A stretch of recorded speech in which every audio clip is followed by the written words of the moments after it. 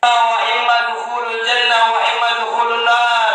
Ada dari sebagian muslimin, muslimat yang langsung masuk ke dalam surganya Allah tanpa mendapatkan kesulitan, di mana ketika dia wafat di alam barzakh dia mendapatkan ketenangan. Di alam barzakh dia dikatakan oleh malaikat-malaikain yang disebut dengan malaikat Munkar wa Nakir. Mereka mengatakan kepada calon-calon ahli surga yang berada di alamul barzakh, numu naumatal arus, tidurlah kalian semua seperti tidurnya para pengantin. Ini mereka yang wafat dalam keadaan husnul khatimah. Ini mereka yang wafat yang Allah berikan kehendak dengan izin dan fadl dari Allah Subhanahu wa taala untuk tidak mencicipi dan merasakan daripada siksa di alamul barzakh. Malaikat mengatakan numu naumatal arus, tidurlah kalian semua seperti layaknya tidur para pengantin. Para pengantin tidur dengan indah dan lenyapnya. Para pengantin tidur dengan indah dan penuh dengan kebahagiaan. Ini pun sama yang dilakukan ketika kita pertama kali dimasukkan ke alamul barzakh. Kalau seandainya di antara aku dan kalian dijadikan oleh Allah Subhanahu wa taala yaitu ahli surganya, tatkala wafat dari kewafatan tersebut banyak menjumpai dari setiap-tiap kebaikan. Namun tatkala Allah wafatkan kita dalam keadaan suhul khatimah, Allah wafatkan kita dalam keadaan menenggak bir, Allah wafatkan kita dalam keadaan berzina, Allah wafatkan kita dalam keadaan berjudi. Setelah itu pula kita meninggal dunia menghadap Allah. Allah sediakan sujaul akhra, Allah sediakan yaitu kalajengking, Allah siapkan daripada belatung-belatung untuk menggigiti dari setiap kulit dan tubuh-tubuh kita. Kalau seandainya kita diwafatkan di alamul barzakh, kalau wafat dalam keadaan husnul khatimah, pasti akan memiliki tanda-tanda tersendiri. Namun demikian juga yaitu orang yang diwafatkan dalam keadaan suhul khatimah ada memiliki tanda-tandanya tersendiri. Hadirin hadirat yang dimuliakan Allah Subhanahu wa taala, kita berkumpul di tempat ini agar Allah wafatkan kita dalam keadaan husnul khatimah. Kita dikumpulkan di sini agar senantiasa kita bisa memberikan pertolongan antara satu sama lainnya.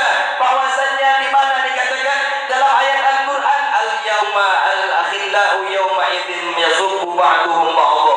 Para kekasih kita nanti, para sahabat kita nanti, para teman kita nanti, suami dan istri kita nanti, tatkala sudah dimasukkan ke alamul barzakh, sudah menghadapi daripada hari kiamat, dari hari itu pula wajadna ahwala yaumil qiyamah, kita akan menemukan dari setiap hal yang menyusahkan setelah datangnya hari kiamat. Mereka yang sudah wafat, para almarhumin, para almarhumah yang lebih mendahului kita, mereka semua menunggu kedatangan hari kiamat.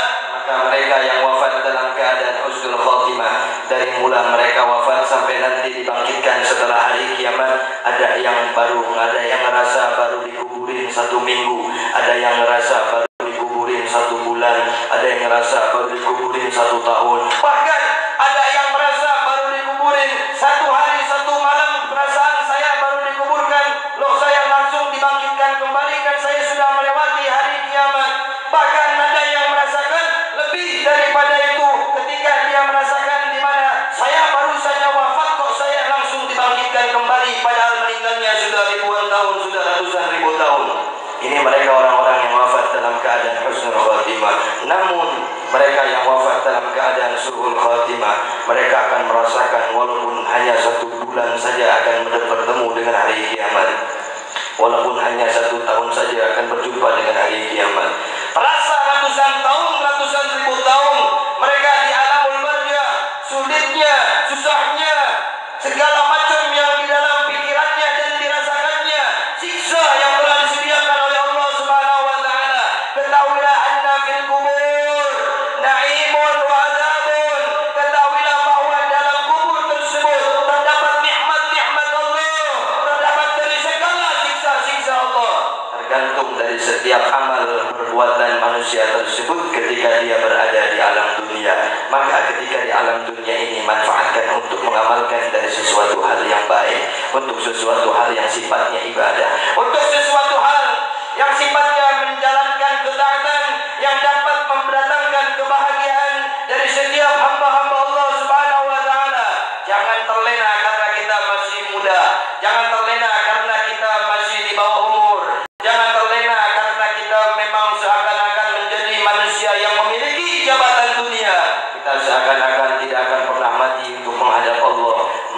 tidak menunggu dari umur, mati tidak dilihat dari jabatan, mati tidak dilihat dari keadaan seseorang. Tangguhkan dia, kuatkan dia ketika waktunya mati.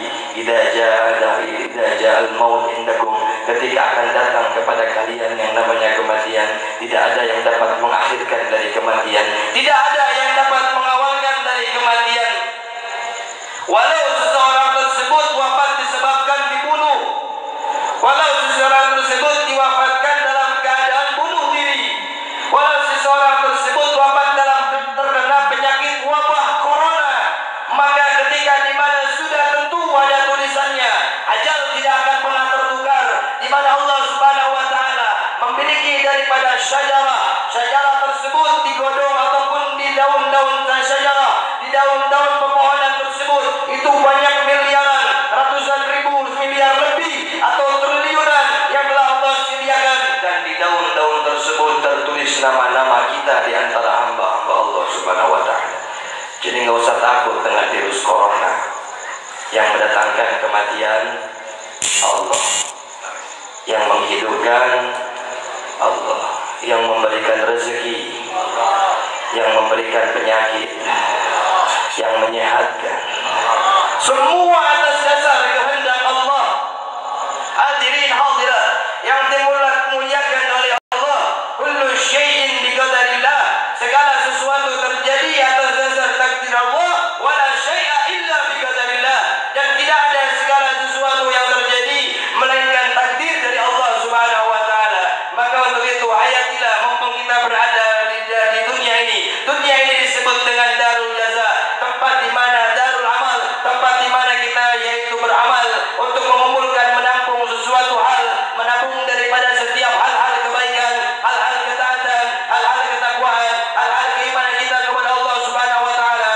Kalau sudah kita meninggal dunia, dicabut oleh malaikat Israil alaihi salatu wassalam, maka pada masa itu kita sudah tidak berada lagi di darul amal, kita sudah berpindah kepada darul jaza. Apa yang disebut dengan darul jaza? Tempat pembalasan dari setiap amal-amal perbuatan hamba Allah. Kalau dia berbuat baik di dunia, semasa dia mukallaf, tidak pernah tinggalkan sholat, ketika tinggalkan sholat dia qadha dari sholatnya, tidak pernah tinggalkan puasa, ketika tinggalkan puasa dia qadha dari setiap perbuatan puasa yang ditinggalkannya. Kemudian dia rajin bersedekah, dia berbakti kepada kedua orang tuanya, istri berbuat bakti kepada seorang suaminya, tidak melawan, tidak menghakimi, tidak mencaci maki, tidak melontoti dari suaminya, jadi istri yang salihah, jadi istri yang abidah, jadi istri yang muti'ah. Maka Anda semua akan dikelompokkan menjadi orang-orang yang husnul khotimah dan akan mendapatkan balasan daripada balasan kebaikan. Namun ketika melakukan perbuatan munkarat, ketika melakukan perbuatan maksiat, kita semua akan dikelompokkan menjadi manusia-manusia yang akan diwafatkan dalam keadaan su'ul khotimah. Betapa sulitnya hadirin yang dimuliakan Allah, mereka yang diwafatkan dalam keadaan su'ul khotimah, mereka yang merasakan daripada azabul qabr, mereka yang merasakan dari segala kesulitan di alam barzahnya, mereka sekarang ini yang sedang berteriak mengiri syirik dengan perkumpulan yang semacam ini. Mereka berminta kepada Allah Subhanahu wa taala, namun tidak terdengar oleh kita makhluk yang astral ini, makhluk yang zahir, makhluk yang nyata. Mereka al-marhumin, al-marhumah berteriak meminta kepada Allah Subhanahu wa taala, irji'uni ya rabbana, irji'uni ya rabbana, wahai Allah, kembalikan saya ke dunia itu wahai Allah. Saya ingin ikut acara Isra Mi'raj ya Allah, saya ingin ikut acara perayaan Maulid ya Allah, saya ingin ikut acara nuzulul Quran ya Allah.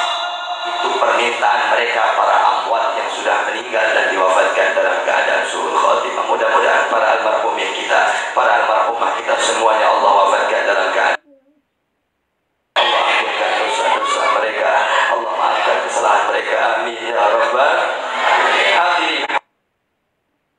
Allah bahwa dari setiap nafas kita diperhitungkan oleh Allah, maka perhitungkan dari setiap amal-amal perbuatan kita.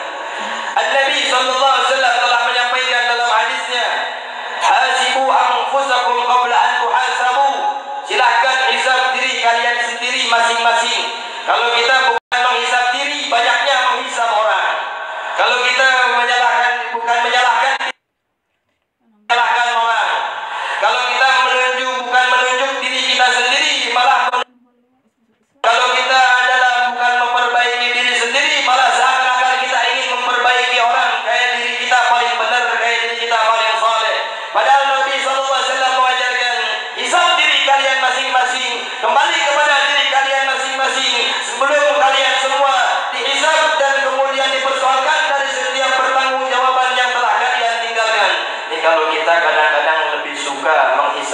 kita sendiri atau menghisab orang lain?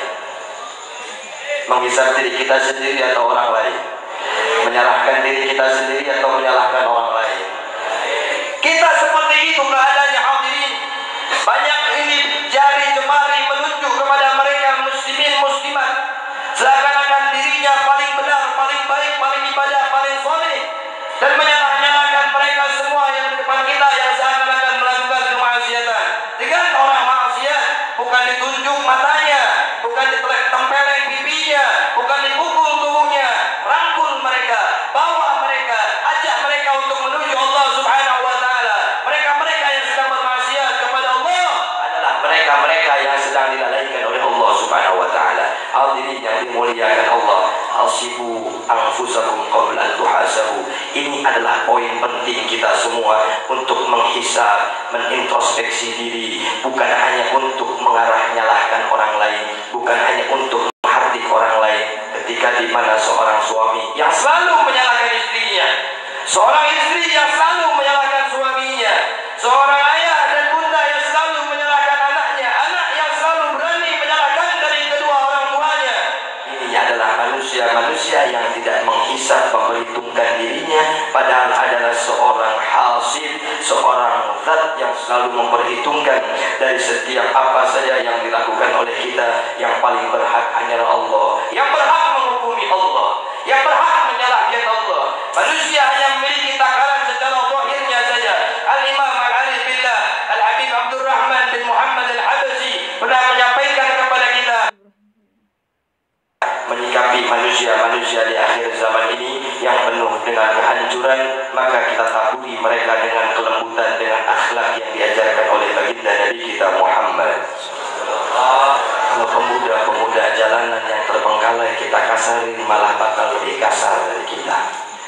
Kalau mereka yang bermaksiat kepada Allah, yang mereka memiliki kemampuan dan kita asingkan mereka, kita tidak rangkul mereka, maka siapa nanti yang akan merangkul mereka daripada kita, para asatid dan para ulama?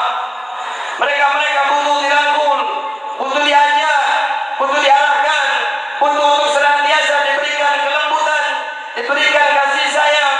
Mereka yang tinggal di jalanan bukan semata-mata keinginan mereka, ada sebab-sebab tertentu. Maka hadirin hadirat yang dimuliakan Allah Subhanahu wa taala, tuntunan dakwah Sayyidina Muhammad Sallallahu Alaihi Wasallam adalah tuntunan yang penuh dengan keluhuran dan penuh dengan akhlak. Malam ini kita berkumpul di perkumpulan yang mulia. Tidaklah seseorang yang akan mendapatkan kebahagiaan, melainkan dia berkumpul bersama orang-orang yang bahagia. Banyak manusia-manusia yang berbahagia pada malam hari ini. Siapa mereka orang yang bahagia? Mereka adalah para alim ulama, mereka adalah para kiai, mereka adalah para asatid. Asatid kita adalah masuk ke dalam jumlah suada, masuk ke dalam kelompok orang-orang yang mendapatkan kebahagiaan. Sesusah apapun keadaannya, sesederhana apapun kehidupannya, semiskin apapun hartanya, tapi lihat wajah seorang ustaz, maka kita akan timbul kebahagiaan. Inilah ciri sosok yang membahagiakan. Ustaz atau kiai yang dititipkan ilmu atas dirinya, yang dimana ketika kita memandang kepada seorang ustaz atau kiai tersebut, tidak dzukirallah, tatkala dimana kamu melihat wajah seorang ulama atau wajah seorang ustaz tersebut di kampungmu, dan itu membahagiakan, dan pemandangan itu semua dapat membuat kita berzikir kepada Allah Subhanahu wa taala. Jangan macam-macam kalau sama ustaz ini, jangan mentang-mentang kita tinggal di kampung, ada ustaz kampung gak kita hormatin. Kemudian kita juga tinggal di kampung yang suka beresin segala macam urusan kita, permainan kita, perjenajahan kita, persolatan kita rendahin ustaz-ustaz kampung. Cintai mereka, dekati mereka, hormati mereka. Ini jangan kembali. Kalau kita terkadang kalau dengan ustaz kampungnya sendiri kurang menghargai, tapi dengan ustaz atau dengan habib yang dari luar lebih menghargai daripada ustaz-ustaz di kampung. Karena mustahil ketika Anda semua tertimpa bencana, ada yang meninggal di antara keluarga Anda, yang datang bukan ustaz dari jauh, yang datang bukan habib dari jauh, yang datang ustaz setempat, yang memandikan ustaz setempat, yang bagikan parukuan ustaz setempat, yang atur pidia ustaz setempat. Muliakan mereka,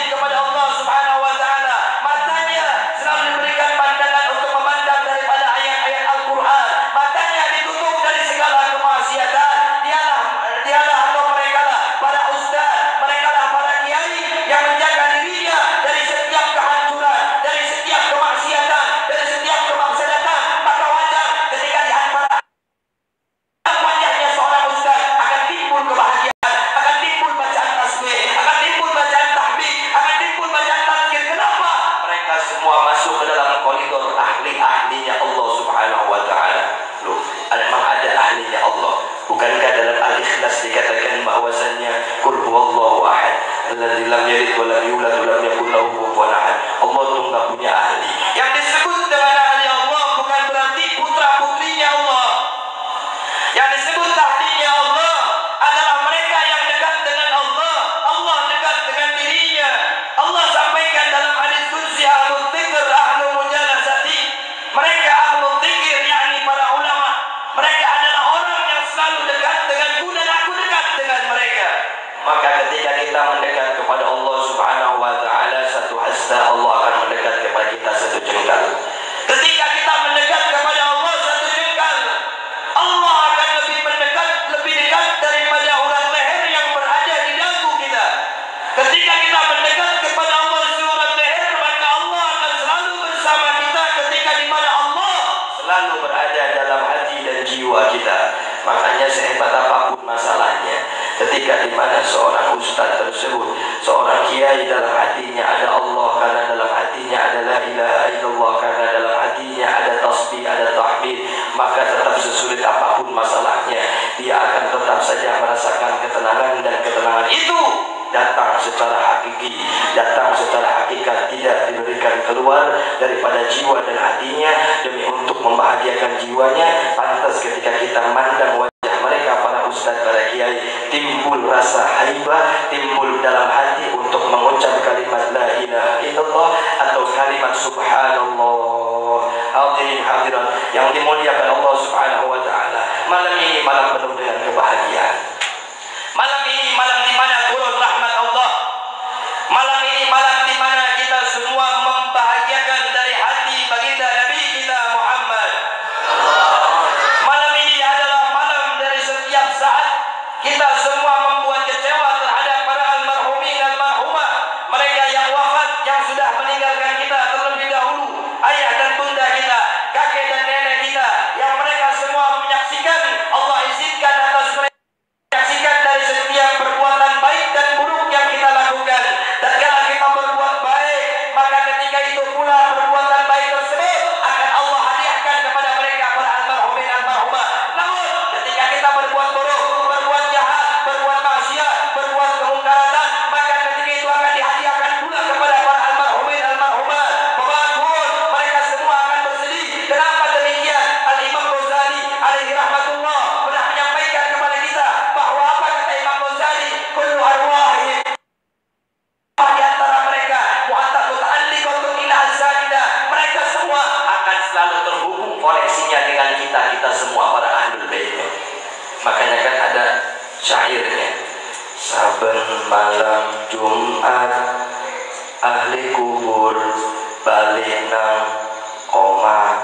Itu ada syair yang mengatakan bahwa setiap malam Jumat ahli kubur yang tidak terikat, ahli kubur yang wafat dalam keadaan husnul khatimah, yang tidak ditali dari sekujur tubuhnya, diberikan izin oleh Allah Subhanahu wa taala untuk berkunjung kepada mereka, baik yang wafat dalam keadaan suul khatimah ataupun husnul khatimah. Secara khusus adalah mereka yang wafat dalam keadaan husnul khatimah.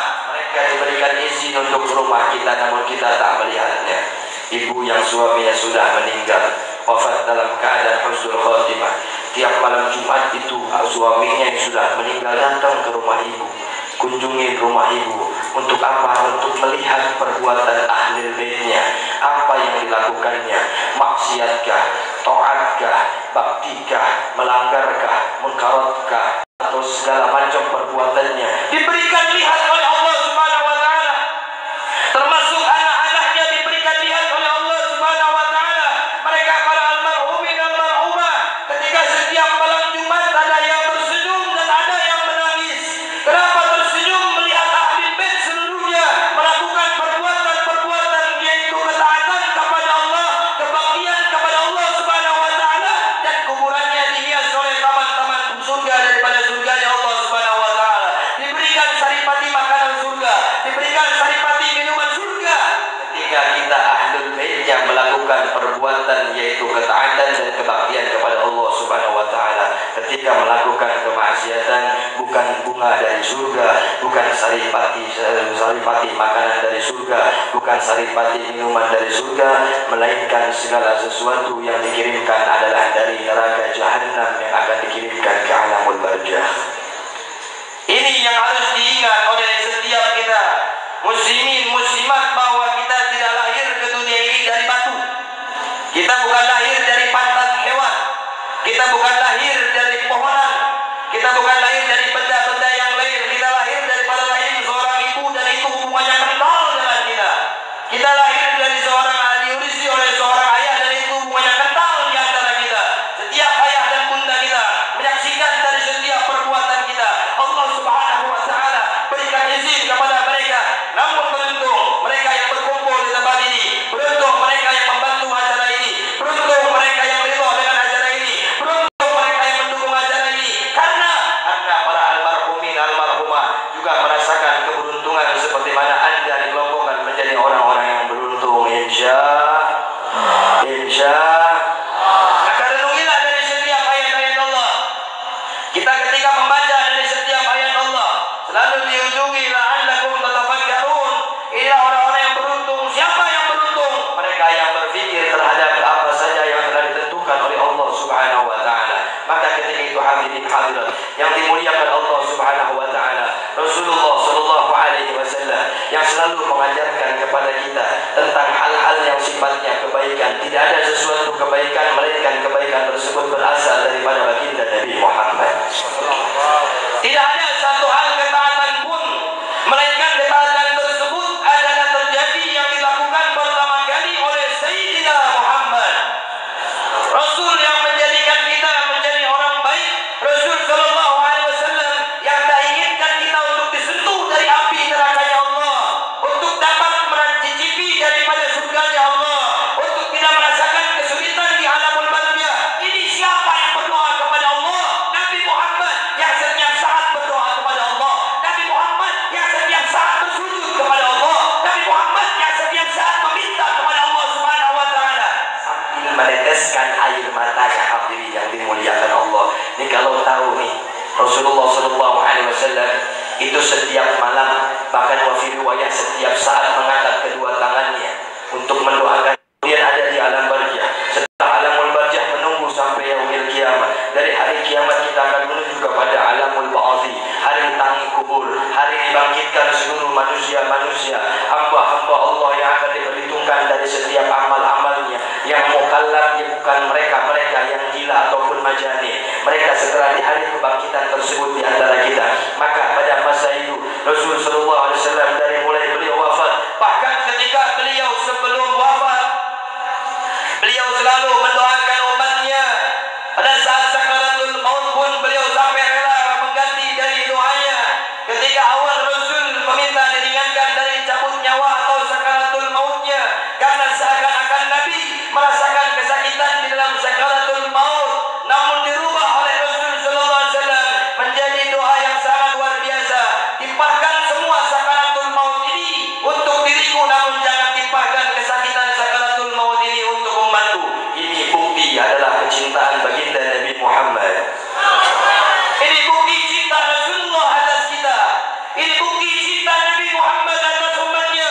Bahkan sampai ketika Rasul sallallahu alaihi wasallam ketika akan dicabut nyawa oleh malaikat Israil alaihissalatu wassalam, ditemani oleh Jibril alaihissalatu wassalam. Ketika itu Rasul sallallahu alaihi wasallam seraya sebelum prosesi pencabutan nyawa berkata kepada malaikat Jibril, beliau dengan pandangan kosong, ya Jibril, bagaimana nasib umatku nanti ketika mau meninggal saja masih memikirkan umatnya.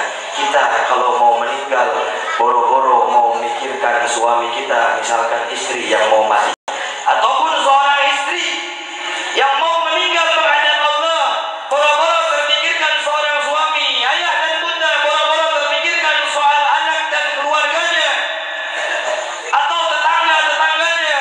Tapi lihatlah Nabi Muhammad pada saat beliau sakaratul maut pun di masa-masa tersulit, di masa-masa bibir yang akan berubah menjadi keluh, mata menjadi sayu, namun pada saat itu masih berada di pikirannya yaitu kalimat bagaimana nanti umatku, bagaimana nanti umatku. Disampaikan Jibril membawa instruksi dari Allah Subhanahu wa taala, ya Rasulullah, ketahuilah bahwasanya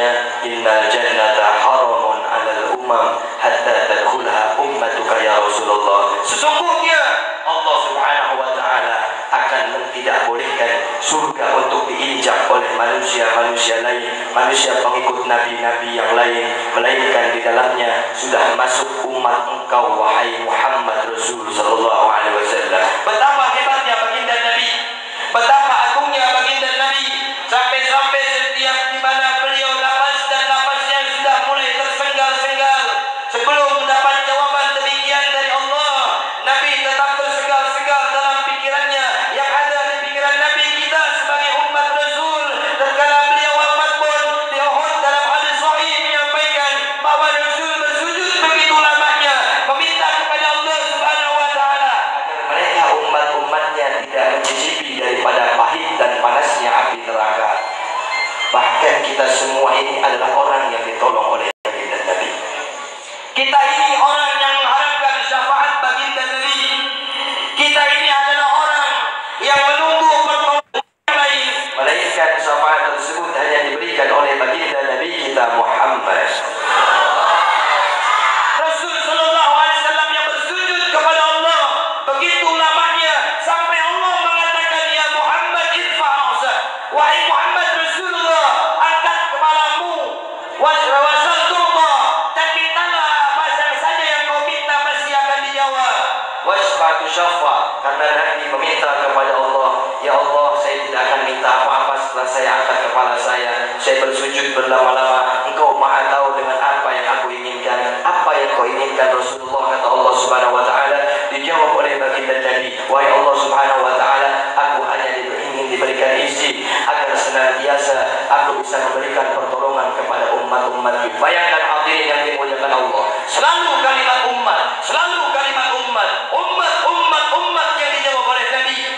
Nabi tak inginkan kita disentuh api nerakanya Allah, mereka kita sendiri yang ingin tubuh kita disentuh api nerakanya Allah dengan cara meninggalkan salat, dengan cara meninggalkan puasa, dengan cara meminum minuman keras, dengan cara melakukan mabuk-mabukan, dengan cara melakukan perzinahan. Wa ma kana Allah bidzallamin lil 'abid. Allah pun tidak pernah berbuat zalim terhadap hamba-hambanya, melainkan hamba-hambanya yang selalu berbuat zalim atas dirinya sendiri. Jadi ketika kita mabuk ini bukan mengzalim Allah. Ketika kita tidak sholat ini bukan mengzalim Allah. Ketika kita tidak puasa bukan mengzalim Allah. Bukan benar Allah tidak pernah merasakan kerugian dari seluruh makhluknya. Seluruhnya tidak ada yang menyembah Allah Subhanahu wa taala. Seluruhnya tidak ada yang menunggalkan Allah. Tidak ada yang melaksanakan ibadah sholat. Tidak ada yang berpuasa. Namun itu adalah kezaliman yang diperbuat oleh hamba-hamba Allah Subhanahu wa taala. Maka ketika Nabi meminta untuk diberikan izin syafaat, maka ketika itu dijawab oleh Allah Subhanahu wa taala, ya Muhammad isfa' tusyafa', wahai Muhammad sekarang berikanlah pertolongan kepada mereka, tusyafa', karena engkau adalah nabi yang telah diberikan izin untuk memberikan syafaat. Nanti syafaat Rasulullah yang akan disaksikan oleh Anda semua. Nanti syafaat Rasulullah yang menanti dari setiap kedatangan Anda. Nanti syafaat Rasulullah yang akan Anda rasakan di alamul barzakh ketika Anda akan menghadap Allah. Pada masa Anda menghadap Allah, pada saat itu datang pertolongan dari teman-teman Anda, semajlis di dalam kebaikan, semajlis di dalam kebaikan dan perkumpulan-perkumpulan orang yang saleh, yang wabil khusus pertolongan tersebut akan datang daripada syafaat yang agung dari Nabi kita Muhammad. Ini satu-satu akan dicatat oleh Allah Subhanahu wa taala.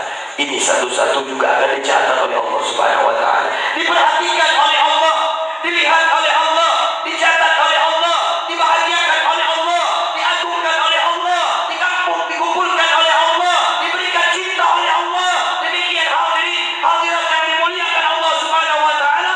Maka dari itu Nabi Muhammad mendapatkan julukan Nabiul Musyaffa', Nabi yang diberikan izin untuk memberikan pertolongan, karena nabi-nabi yang lain ketika diminta pertolongan oleh umatnya, mereka akan mengatakan nafsi, sendiri-sendiri saja, saya tidak bisa berikan pertolongan kepada Anda. Maka Nabi Muhammad akan mengatakan analaha, saya yang memiliki pertolongan tersebut, saya yang akan memberikan pertolongan tersebut. Jadi sudah kita semua menambah cinta kepada Rasulullah, agar Rasulullah nanti di yaumil kiamah mengaku terhadap kita sebagai umatnya, mencintai kepada kita sebagai umatnya. Bahkan dalam satu kisah hadirin yang dimuliakan Allah, ketika beliau ziarah ke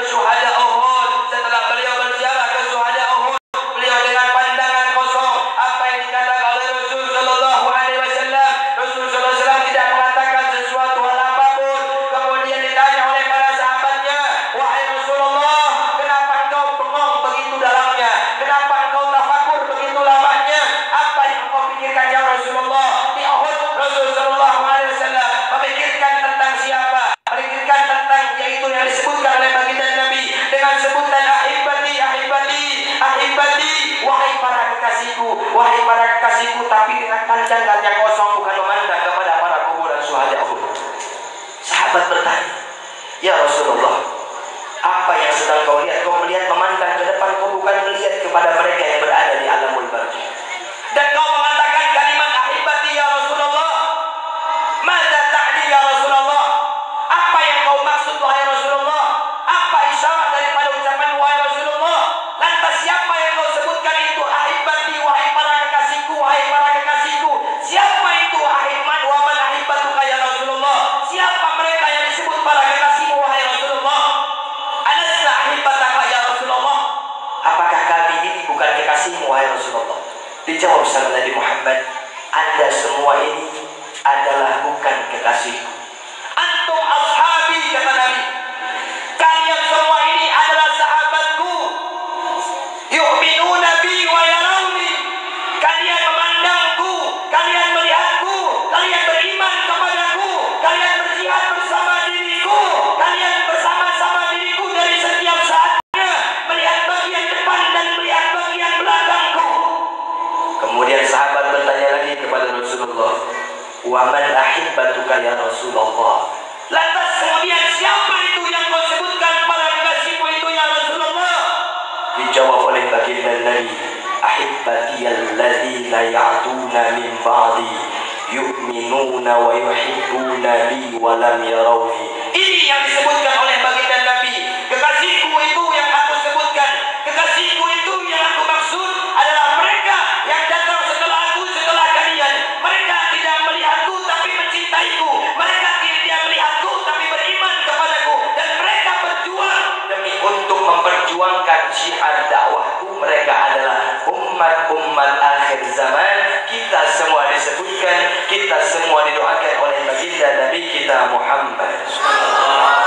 Maka hadirin hadirat yang dimuliakan Allah, perjalanan Isra wal Mi'raj yang kita laksanakan pada malam hari ini, di mana kita semua merayakan daripada perayaan Isra wal Mi'raj. Allah Subhanahu wa taala telah menyebutkan di dalam ayatnya melalui surat Al-Isra, Subhanalladzi asra bi'abdihi lailan minal masjidil haram ila al-masjidil aqsa alladzi barakna haula, di mana Allah menyebutkan kalimat maha suci Allah, zat yang maha memberangkatkan.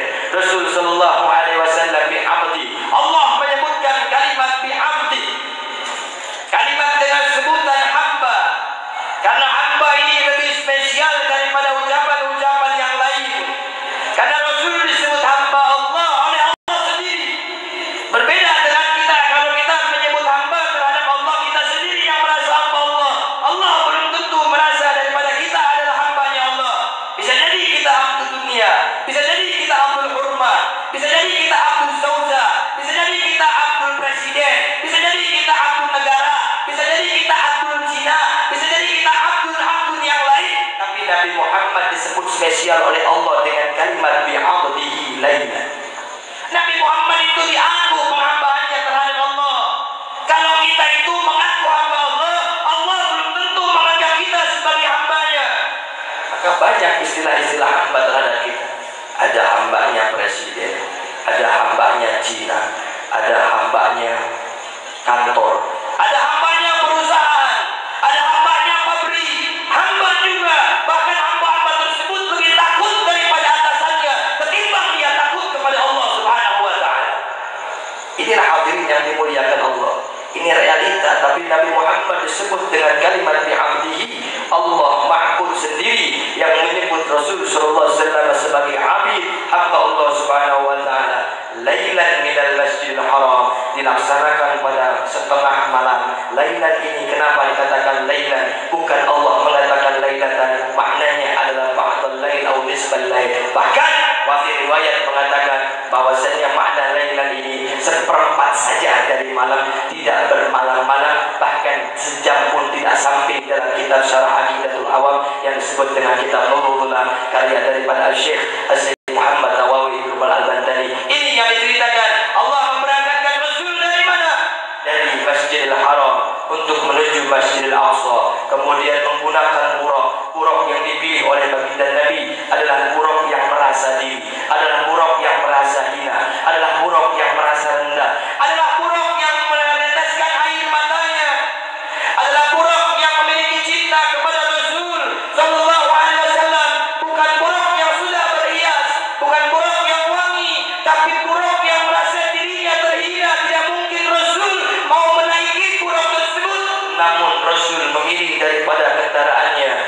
menuju Masjidil Aqsa menggunakan buruk yang meneteskan air matanya.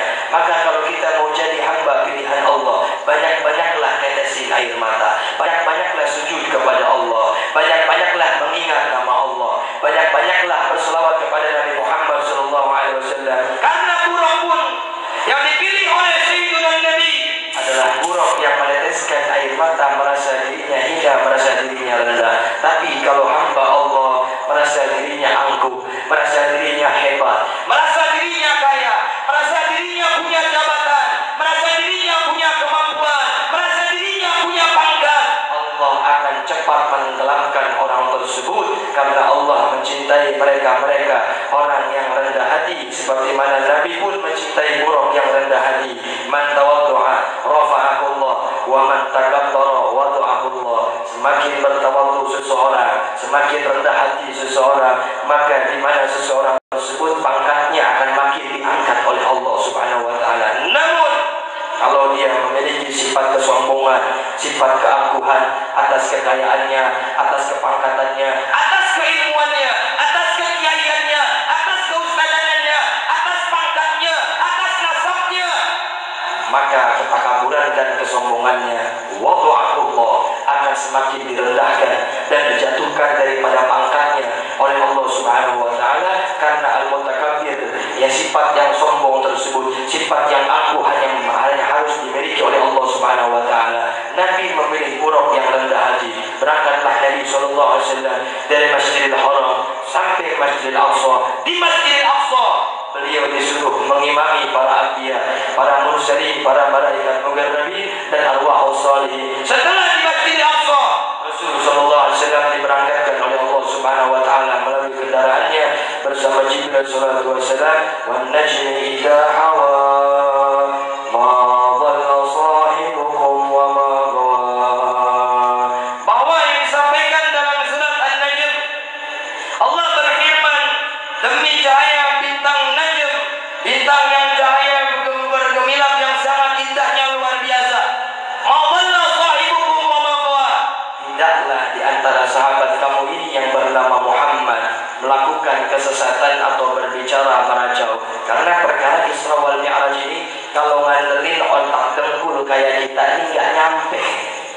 Kalau ngandelin otak-otak di mana kafirin kafirat pada saat itu orang-orang yang berada di Mekah sana nggak nyampe. Maka Allah menyampaikan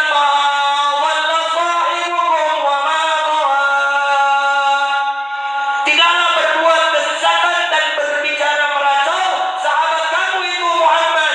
Dia betul-betul terjadi dan dia tidak bermimpi melakukan perjalanan dari Masjidil Haram sampai Masjidil Aqsa. Rasul sendiri pun belum pernah ke Masjidil Aqsa sebelumnya. Menggunakan onta harus ditempuh berhari-hari.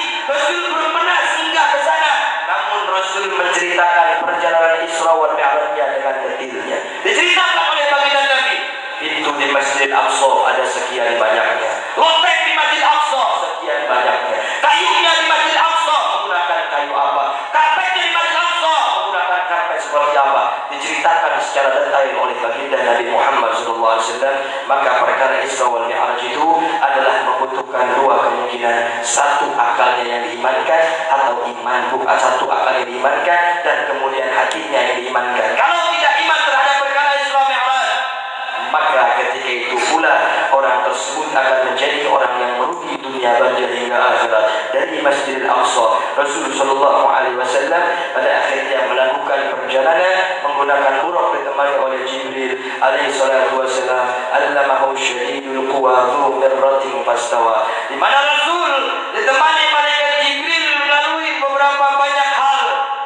Ketika beliau akan Mi'raj Isra daripada Masjidil Haram sampai Masjidil Aqsa, dari Masjidil Aqsa sampai Muntahal Khalaik yang disebut dengan Mi'raj, dari Masjidil Aqsa dimi'rajkan oleh Allah Subhanahu wa taala fi ila Muntahal Khalaik sampai kepada akhir daripada batas yang puji-puji makhluk hadirin yang dimuliakan Allah. Di langit pertama Rasul berjumpa dengan Abu Basar, di langit kedua berjumpa dengan para nabi dan para anbiya wal mursalin yang lainnya, sampai Muntahal Khalaik inqata'atil aswat wartafa'atil alwan. Pada masa itu terputus semua suara-suara makhluk-makhluk Allah Subhanahu wa taala. Dan pada masa itu tidak ada warna seperti mana warna-warna yang berada di dunia ini, karena itu adalah maqam khitabullah wa maqam khitab ma'a nabiyyina wa sayyidina wa azimina Muhammad. Di tempat itu terjadi perbincangan antara Allah dengan hambanya, namun perbincangan antara Allah dengan hambanya tidak seperti pembincangan makhluk dengan makhluk. Kalau sekarang ibu berbincang dengan saya berbincang dengan ibu, saya lihat ibu, ibu lihat saya berbincang dengan bapak-bapak lihat saya, kemudian saya lihat bapak. Namun perbincangan Nabi Muhammad SAW dengan Nabi Muhammad dengan Allah Subhanahu Wa Taala, di mana pada saat itu perbincangan yang sangat luar biasa, tidak bisa diceritakan dan dijelaskan oleh para ahli tafsir, karena ikhtiar, takut khawatir kesesatan, takut khawatir menjerumuskan kepada manusia-manusia ataupun mentajsim Allah, menserupakan Allah dengan makhluk-makhluknya yang lain. Laisa kamitslihi syai'un wa huwas sami'ul basir. Allah tidak pernah sama dengan makhluknya. Ini perbincangan antara Allah dan makhluknya, antara Khalik dengan makhluknya, antara makhluk dengan abidnya. Perbincangan yang sangat luar biasa. Dan ketika Mi'raj, Rasul sallallahu alaihi wasallam membawa amanah, membawa wasiat, apa yang diwasiatkan oleh Allah Subhanahu wa taala, salat 5 waktu yang tadinya 50 waktu salat. Beberapa kali Rasul sallallahu alaihi wasallam turun naik langit 7, turun lagi langit ke-5, bertanya kepada Nabiullah Musa alaihi salatu wasallam. Disampaikan oleh Nabiullah Musa, "Wahai Muhammad, kamu lihat umat-umat saya, kamu lihat umat-umat Nabi sebelum saya, mereka tinggi besar luar biasa. Mereka tidak akan mampu menjalankan salat 50 waktu dalam satu hari satu malam lamanya." Naik lagi Nabi Muhammad menghadap Allah, dikurangi 5 sampai beberapa kali bolak-balik, akhirnya ditentukan 5 waktu. Itu pun 5 waktu sholat yang telah ditentukan oleh Allah masih banyak ditinggalkan oleh orang kampung kita. Betul tidak? Betul tidak? 5 waktu sholat, apalagi yang 50 waktu. 50 dikurangi 5, cerita sama Nabi Musa, dikurangi lagi 5, cerita lagi sama Nabi Musa, kurangi 5, cerita lagi, sampai 5 waktu sholat. 5 waktu sholat saja masih banyak ditinggalkan. Hadirin hadirat yang dimuliakan Allah, maka ingatlah dengan wasiat Nabi Muhammad SAW.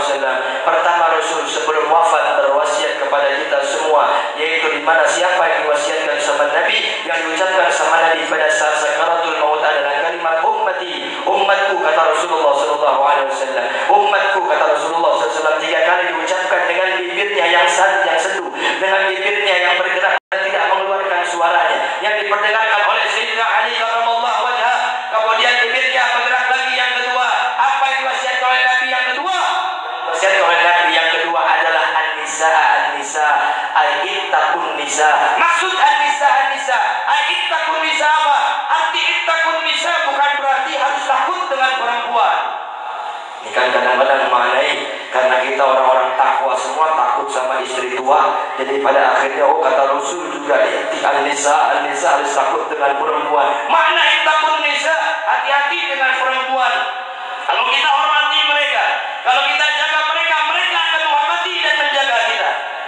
Namun ketika kita berbuat macam-macam dengan mereka, berbuat senonoh dengan mereka, karena cuma perempuan yang bisa menghidupkan dan bisa mematikan. Betul tidak? Betul tidak? Kalau sudah hidup, karena cuma perempuan yang cuma bisa matiin. Kalau sudah mati dan perempuan juga yang bisa hidupin, maka hati-hati dengan perempuan. Hadirin yang dimuliakan Allah, kenapa Nabi sampaikan demikian? Nabi Sallallahu Alaihi Wasallam banyak memiliki yaitu ilmu mukasyafah yang beliau sudah mengetahui siapa-siapa saja yang diracuni oleh perempuan, termasuk beliau sendiri pun pernah diracun oleh istrinya sendiri yang bernama Zainab bintil Haris. Rasul pernah diracun oleh Zainab bintil Haris. Kemudian Sayyidina Hasan juga pernah diracun oleh istrinya sendiri. Sayyidina Ali, Sayyidina Abidin juga pernah diracun oleh istrinya sendiri. Maka hati-hati dengan para perempuan. Namun kehati-hatian tersebut bukan untuk membenci para perempuan, tapi untuk merangkul mereka, untuk menjaga mereka agar mereka jadi manusia yang bermanfaat dunia hingga akhirat. Amin ya rabbal. Yang ketiga wasiat Rasulullah, wasiat Nabi yang ketiga adalah as-salat ay ihfadus salat. Maksud daripada kalimat as-salat. Rasul tahu bahwa bakal banyak umat akhir zaman banyak meninggalkan salat dengan tanpa uzur, meninggalkan sholat dengan sengaja. Nabi menyampaikan, ihfadzus sholat, jagalah sholat kalian, walaupun telat-telat dikit. Di waktu asar mau ke waktu maghrib, sholat. Walaupun telat-telat dikit, waktu maghrib hampir mepet ke waktu asar, sholat. Walaupun telat-telat dikit, waktu subuh sampai setengah 6, sholat. Waktu isya demikian panjangnya sampai hingga terbangun di jam waktu mau mepet ke sholat subuh, sholat. Karena sholat adalah tiang agama. Karena sholat adalah yang dapat menjaga kita dari perbuatan fahsyah, dari perbuatan munkar, dari perbuatan sayyi'ah, dari perbuatan doa. Tatkala Anda meninggalkan daripada sholat, tatkala Anda menanti daripada sholat, dan kemudian Anda adalah masuk ke dalam kelompok orang-orang yang menghancurkan agama Anda sendiri. Jadi Islam ini hancurnya oleh kita sendiri. Islam ini hancurnya karena kita banyak tinggalkan sholat. Islam ini hancurnya karena kita banyak tinggalkan puasa dan tidak mengqadha'nya. Islam ini adalah hancurnya karena kita tidak tunaikan zakat padahal kita sudah mampu untuk menunaikan zakat. Islam ini hancurnya karena kita tidak mau berhaji padahal kita sudah mampu untuk berhaji. Islam hancur oleh Islam sendiri. Al-Muslim mahjubun bil Muslim. Itu terjadi di zaman sekarang, hadirin yang dimuliakan Allah Subhanahu wa taala. Maka untuk itu, jadilah Islam yang mengangkat tinggi harkat dan derajat martabat Islam. Kita berdoa kepada Allah Subhanahu wa taala. Mudah-mudahan Allah jadikan kita hamba-hamba yang membangkitkan daripada syiar agama Islam. Allah jauhkan kita dari setiap perbuatan nista.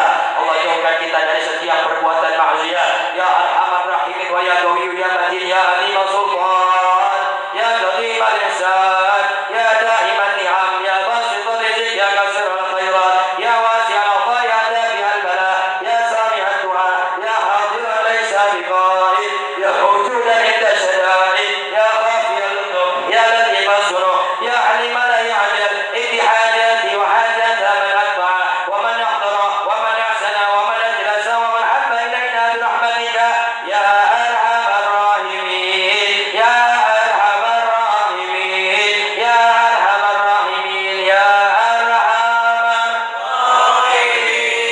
Yang kencang. Arhamar Rahimin ya Arhamar Rahimin. Farrij 'alal muslimin ya Arhamar Rahimin ya Arhamar Rahimin ya Arhamar Rahimin. ثم صلاة وسلام على شفيع الأنام والآل نعم الكرام والصحب والتابعين يا أرحم الراحمين يا أرحم الراحمين يا أرحم الراحمين فرج على المسلمين يا أرحم الراحمين. آمين آمين. Wa sallallahu alaihi wa sallam. Wa alhamdulillah rabbil alamin. Kurang lebih